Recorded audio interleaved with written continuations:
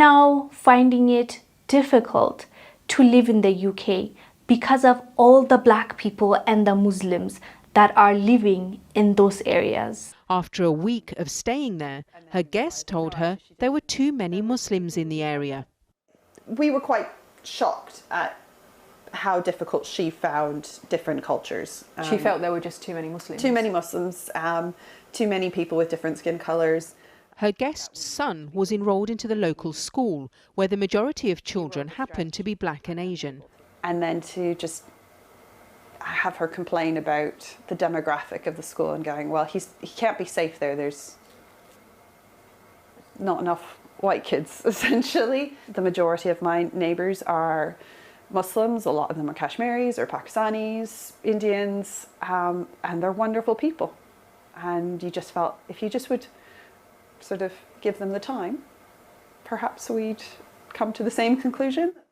They both agreed to end the placement. Where I became to the worst area of the Birmingham, unfortunately. Oksana moved here from Kyiv last summer. She admits that at first, living side by side with so many different cultures made her feel afraid.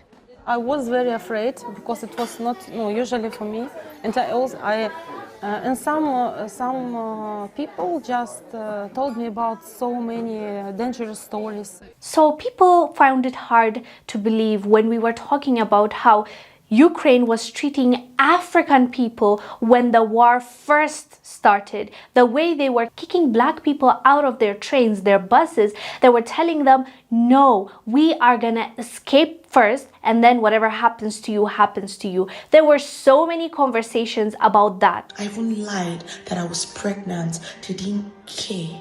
I was begging. The official literally looked me in my eye and said in his language, only Ukrainians, that's all. That if you are black, you should walk. If we went on social media, everybody was talking about how Africans were being treated in Ukraine as they fled this conflict.